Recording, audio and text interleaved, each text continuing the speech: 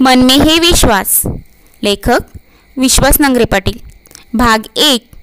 मनोगत. सह्याद्रीच्या कुशीत आणि वारणेच्या मुशीत वसलेलं कोकरूड हे माझं गाव. येथे रोज भल्या पहाटे मशिदीवरील अजानाच्या भोंग्यानं किंवा ज्ञानेश्वरीच्या पारायणानं जाग येते. 12 बलुतेदार, 18 पगड जाती गुण्यागोविंदानं इथे राहतात. ज्यावेळी मी खोल भूतकाळात डोकावतो त्यावेळी मी दूध भाकरी खावी म्हणून हाक देणारा आजीचा आर्ता आवाज ऐकायला येतो. उन्हाळ्यात नदीतील वाळूत खणलेल्या खड्ड्यात मारलेली सूर आठवते. चिखल्यासारखा छोटा मासा पकडल्यावर मारलेली आरोळी आठवते. शाळेत पोषण योजनेत मोफत मिळणाऱ्या दुधाचा ग्लास विचवल्यावर येणारा ढेकर आठवतो. चौगुले गुरुजींनी पाठीत दिलेला गुद्दा आठवतो. कुस्तीच्या मैदानात कुस्ती हरली तरी मिळणारी बर्फी आठवते. अंकलिपीतल्या बाराखडीचा आवाज आठवतो. उसाच्या सरीतील पावसाच्या सरींचा नाद आठवतो. गुराळ्यातल्या उसाच्या रसाचा स्वाद आठवतो. चिपाडाच्या गंजीवरच्या उड्या आठवतात. घानदेवीच्या दिवशी कपातून घेतलेल्या गावठी मळीच्या दारूचा उग्र दर्प दरवळतो. आईच्या हातच्या पुरणपोळ्याही आठवतात. दिवाळीतील केपांचा शीन आवाज आणि लक्ष्मी तोट्यांचं धडामधूम आठवतं. हे आवाज कधी ट्रेनिंगमधल्या शूटिंग प्रॅक्टिसच्या राऊंडमध्ये तर कधी 26/11च्या रात्रीच्या लढ्यातील ग्रेनेडच्या ब्लास्टमध्ये बेमालूमपणे मिसळतात. ही सगळी सरमिसळ सदैव मनाच्या अंतरंगात चालूच असते. ग्रामीण भागातील मुलं ही रानफुलासारखी असतात. त्यांना काळी कसदार जमीन, चांगलं खत पाणी, चांगला सूर्यप्रकाश मिळाला की ती अशी रुजतात, अशी उमलतात, अशी फुलतात की त्यांच्यासमोर सगळे गुलाब, सगळे कमळ, डॅफोडिल्स फिके पडतात. वारणेच्या काठावर अशीच काही रानफुलं उमलली आणि त्यांनी दिल्लीचं UPSCचं तख्त बेदलं. या यशस्वी रानफुलामध्ये 1997 सालच्या यादीत मी होतो. IPS मध्ये निवड झाल्यावर अधिकाधिक मराठी मुलं UPSCचं शिवधनुष्य पेलण्यासाठी तयार व्हावीत म्हणून मी महाराष्ट्रातील अनेक खेड्यापाड्यातील शाळा महाविद्यालयांमध्ये गेलो. मुलांशी संवाद साधला. त्यांच्या मनातील सर्व शंका आणि प्रश्नांना उत्तर देण्याचा प्रयत्न केला. काही मुलांनी माझी ही भाषणं YouTubeवर अपलोड केली. लाखोंच्या संख्येनं ती पाहिली गेली. शालेय जीवन, कॉलेज डेज, स्पर्धा परीक्षांसाठीचे प्रयत्न आणि IPSमध्ये झालेली निवड हा प्रवास मी लेखणीबद्ध करावा असे अनेक जणांनी ईमेल केले, पत्र लिहिली. विशेष करून वेडी स्वप्न घेऊन मुंबई पुण्यात येणाऱ्या माझ्यासारख्या अनेक फाटक्या चड्डीतल्या खेड्यातल्या अभिमन्यूंना हे प्रेरणादायी ठरू शकेल असं त्यांच्या सांगण्यातला सूर होता. मलाही हे पटलं होतं. स्पर्धा परीक्षेचे स्वप्न उराशी बाळगून रोज असे कितीतरी विश्वास मुंबई पुण्याच्या गर्दीत घुसतात. आमदार निवासात किंवा कॉट बेसिसच्या 10x10च्या खुराड्यात 4-4 जण राहतात. शेतकरी आईबापांनी पोटाला चिमटा काढून किंवा असली नसलेली अर्धा एकर जमीन घाण ठेवून पोरगा मामलेदार, फौजदार होणार या आशेवर पैसे पाठवायचे. गल्लीबोळातल्या ट्युशनमध्ये ॲडमिशन घ्यायची आणि अभ्यासाला लागायचं. शहरातील झगमगाट बघून काहींचे डोळे दिपून जातात. मग रस्ता चुकतात व कुठेतरी भलत्याच ठिकाणी गुरफटतात.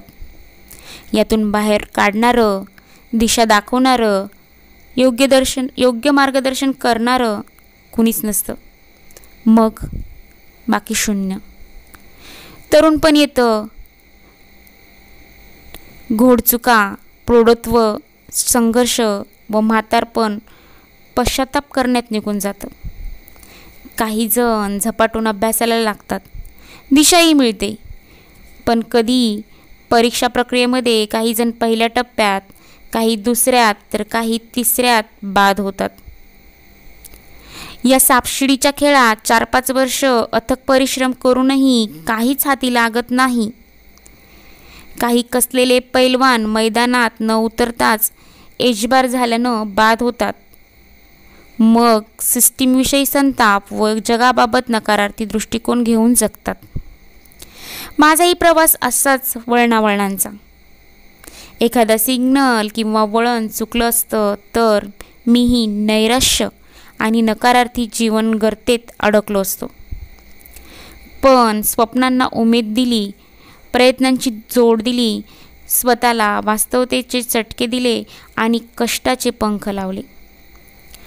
अडखळत धडपडत भरारी घेतली.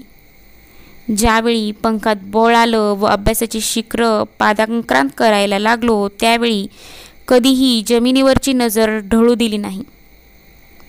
त्यामुळे या प्रवासात स्थिरावलो आणि बऱ्यापैकी यशस्वीही झालो.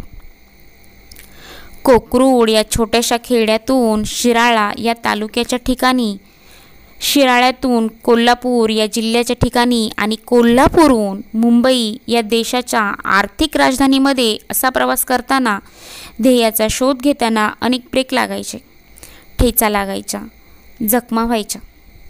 कोल्हापूरपर्यंत जवळची सांभाळणारी माणसं होती, पण मुंबईत मात्र दोरी तुटलेल्या पतंगासारखी परिस्थिती व्हायची. मुंबईची 2 रूपं आहेत. एक अत्यंत भव्य दिमागदार ऐश्वर्यानं ओतप्रोत, तर दुसरं हिडीस, हिणकस, दरिद्री आणि घाणीनं माखलेलं. मी या दोन्ही रूपांच्या कुंपणावर भरकटत होतो. ध्येय असं निवडलं होतं की यशस्वी झालो तर मुंबईतल्या उच्चभ्रू वर्गात एंट्री होणार होती आणि नापास झालो तर डिलाईल रोडवरच्या वाणी चाळीतल्या गावावाल्यांच्या खोलीत झोपायला 6 बाय 3 फुटाची जागा मिळवण्यासाठी धडपडावं लागणार होतं. मुंबईतील सर्वात उच्चभ्रू अशा चर्चगेटला वसतिगृहात राहायला होतो, पण 15 रुपयांच्या वर राईस प्लेट अफोर्ड करू शकत नव्हतो. बऱ्याचदा माझ्यासारखेच फाटके मित्र घेऊन मरीन ड्राईव्ह, गेटवे ऑफ इंडियाला फिरायला जायचो. ताज, ॲम्बॅसिडर, ओबेरॉय हॉटेलच्या बाहेर तिथली चमकणारी रोनक पाहायचो. आलिशान गाड्यातून उतरणाऱ्या परदेशी पाहुण्यांना निहाळत उभा राहायचो. CCI क्लब, बॉम्बे जिमखाना यांना असणाऱ्या बाहेरील कुंपणातल्या फटीतून आत कोणतं जग आहे याचा मागोवा घेण्याचा प्रयत्न करायचो.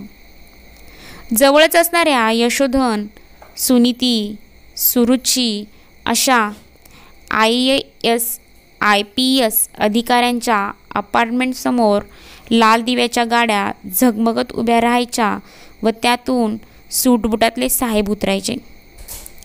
ज्यावेळी हॉस्टेलला ॲडमिशन मिळालं नव्हतं त्यावेळी याच यशोधन या सरकारी अधिकाऱ्यांच्या इमारतीमध्ये रात्री झोपण्यासाठी सर्वंट क्वार्टरमध्ये जागा मिळते काय याचा शोध घेतला होता. दिवसभर लायब्ररीत अभ्यास करायचा व रात्री नौकरांसाठी असणाऱ्या खोलीत झोपायचं, हेही स्वप्न त्यावेळी पूर्ण होऊ शकत नव्हतं. शेवटी मॅजेस्टिक आमदार निवासात पत्र्याची पेटी मांडून अभ्यासाचा संसार थाटला होता. तिथून 5 मिनिटांच्या अंतरावर मेट्रो सिनेमाच्या बाहेर नव्या सिनेमाच्या प्रीमियरच्या दिवशी बॉलिवूडमधील स्टार पाहायला मिळतील म्हणून बाउन्सरच्या शिव्या व धक्के खात तासनतास उभा राहायचो. माझ्या डोळ्यात भोळीबाबडी स्वप्न होती. त्यांना प्रयत्नांची, कष्टाची जोड दिली. जेवढा मोठा संघर्ष तेवढं मोठं यश, जिद्द होती, इच्छाशक्ती होती. न थांबता, न थकता, न हारता पेकाड मोरेपर्यंत आणि बुडाला फोड येईपर्यंत अभ्यास केला. जीव तोडून मेहनत घेतली व IPSमध्ये निवड झाली आणि परिस्थिती पालटली. हॉस्टेलमधून बाहेर पडल्यानंतर मी ज्या यशोधन या वरिष्ठ शासकीय अधिकाऱ्यांच्या इमारतीत नौकरांसाठी असणाऱ्या सर्वंट क्वार्टर्समध्ये झोपण्यासाठी जागा पाहत होतो तिथं आज 2200 चौरस फुटांच्या आलिशान शासकीय सदनिकेत राहतो आहे. ज्या क्लबच्या कुंपणातून आत डोकवण्याचा प्रयत्न करायचो. दक्षिण मुंबईचा DCP म्हणून नियुक्ती झाल्यावर त्या क्लबनीच मला बोलावून माझ्या कुटुंबासह ऑनरी मेंबरशिप देऊ केली आहे. ज्या खेळाच्या कोर्टात मी डोकावून पाहायचा प्रयत्न करायचो, तिथेच माझी मुलं आज स्क्वॅश आणि टेनिस खेळताना दिसतात. मी पश्चिम मुंबईचा ॲडिशनल पोलीस कमिशनर झालो. ज्या हिरोंना पाहण्यासाठी 2-2 तास बाउन्सरचे धक्के खात उभा असायचो, तेच बॉलिवूडमधील हिरो आणि हिरोईन माझ्या क्वार्टर रोडवरच्या समुद्रकिनाऱ्यावरच्या आलिशान ऑफिसमध्ये 2 दिवस आधी अपॉइंटमेंट घेऊन माझ्या भेटीसाठी येऊ लागले. ज्या ताजमध्ये मी कधी चहा घ्यायचाही विचार केला नाही, तिथे 26/11च्या रात्री सर्वात जास्त प्रतीक्षा माझ्या आगमनाचीच केली गेली व धारिष्ट्यानं अतिरेक्यांशी 2 हात केल्यानं राष्ट्रपतींचे शौर्य पदकही प्रदान करण्यात आलं. काळ बदलतो, वेळ बदलते, पात्र बदलतात आणि भूमिकाही बदलतात. बस मनगटात स्वप्नांना जिवंत करण्याची, पंखात बळ निर्माण करण्याची, लात मारीन तिथं पाणी काढण्याची जिद्द व त्यासाठी अपार अविरत संघर्ष करण्याची तयारी ठेवावी लागते. माझ्यासारख्या तळागाळातल्या कष्टकऱ्यांच्या, कामगारांच्या घरातल्या अपुऱ्या साधनसामुग्रीनं आणि पराकोटीच्या ध्येयनिष्ठतेने कुठल्या तरी कोपऱ्यात ज्ञानसाधना करणाऱ्या अनेक एकलव्यांच्या दिशादर्शनासाठी मी हा पुस्तक प्रपंच केला आहे. मी उठतो आणि कागद पेन घेऊन बसतो. जे मनात येतं 1973 ते 1997 या 24 वर्षांच्या वाटचालीतील जे आठवतं व सुचतं ते लिहित जातो. हा अभ्यासप्रवास मी विद्यार्थी, पालक, शिक्षक आणि समाजासमोर ठेवून लिहिला आहे. अभ्यास आणि रोजच्या जीवनाचं सूक्ष्म निरीक्षण, परीक्षेची तयारी आणि कॉमन सेन्स यांचं खूप जवळचं नातं आहे. हा प्रवास लिहिताना मी माझी पत्नी रुपाली हिच्याशी रोज संवाद साधायचो. मी पोलीस अधिकारी असल्यानं तिनं BE कॉम्प्युटर असूनही मुलांसाठी करिअरचा त्याग केला. दोन्ही मुलांच्या संगोपनाची, अभ्यासाची पूर्ण जबाबदारी सांभाळली. त्यामुळे माझ्या कालबाह्य झालेल्या पालकत्वाच्या संकल्पना तिनं बदलल्या. या चर्चांमुळे आज मुलांकडे पाहण्याचा आधुनिक व अधिक प्रगल्भ दृष्टिकोन कसा असावा याबद्दल माझ्या विचारांच्या कक्षा रुंदावल्या. जान्हवी व रणवीर ही माझी दोन्ही मुलंही माझी गुरु आहेत. रोज त्यांच्याकडून नवं काहीतरी शिकायला मिळतं. बाप जुन्या विचारांचा असला तरी माझी मोड मुलं मला कुठेही उघडं पाडत नाहीत. हो, कधीमधी इंग्रजीतील माझे उच्चार कसे चुकतात त्यावर त्यांचे जोक्स सुरू असतात, पण माझ्या या सर्व कौटुंबिक चर्चांतून निघालेले पालकत्वाविषयीचे निष्कर्षही या पुस्तकात मांडण्याचा मी प्रयत्न केला आहे. बेरोजगारी व गरिबीमुळे निर्माण होणारी शहरी युवकांमधील नैराश्याची पोकळी, रेव पार्टीवरील धाडीच्या वेळी जाणवलेली हायफाय संस्कृतीतील वाढती व व्यसनाधीनता आणि चंगळवाद यांना पुसटसा स्पर्श करताना समाजातील चांगल्या वाईट प्रवृत्तींचा मागोवा घेण्याचाही प्रयत्न केला आहे. विशेषतः 10वी-12वीच्या कोवळ्या वयात काही मुलांचा भावनिक व मानसिकदृष्ट्या वैफल्याकडे प्रवास सुरू होतो.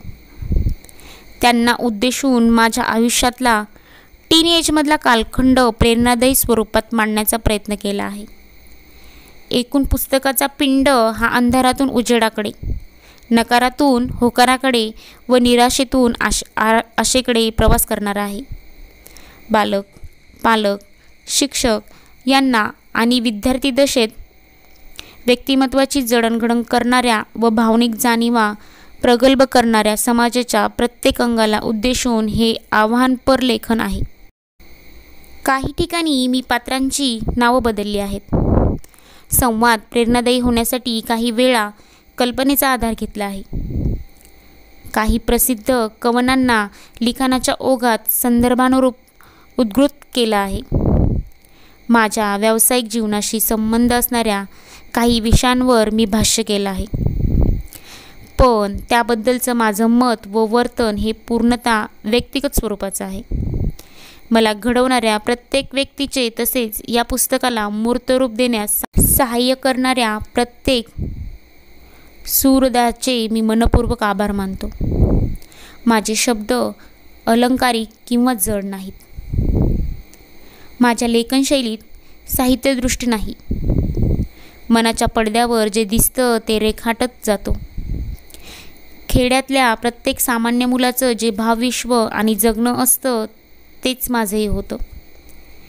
त्यात असामान्य किंवा जगावेगळं असं काहीच नाही. मात्र वेड्यावाकड्या, अवघड, काट्याकुट्यांनी आणि खाचखळग्यांनी भरलेल्या या सगळ्या प्रवासामध्ये माझ्या वाटेवरच्या जिद्दीपणाची कहाणी रेखाटताना प्रत्येक सामान्य संदर्भातून आगळीवेगळी प्रेरणा देणारे प्रसंग मला सापडतात. त्या प्रसंगाची गुंफण करताना अनेक हिंदोळे लागतात. कडूगोड आठवणी, आशा आणि निराशेचे क्षण किंवा पराभव आणि पराक्रमाच्या गाथा तिखटमीठ लावायला मिळतात. भारतीय पोलीस सेवेमध्ये आल्यानंतर जुन्या संघर्षाचे सर्व संदर्भ नव्याने उकलतात. जीवनाचा अर्थ लागतो. जगण्याचं उद्दिष्ट सापडतं. अनेक प्रश्न अलगदपणे सुटलेले दिसतात, तर अनेक नवे अचानक उभे ठाकलेले असतात. या सगळ्या अनुभवांचं भरीत खेड्यातल्या माझ्या असंख्य समपरिस्थितीतल्या भावंडांसाठी समर्पित. Vishwas Nangare Patil. To be continued. धन्यवाद.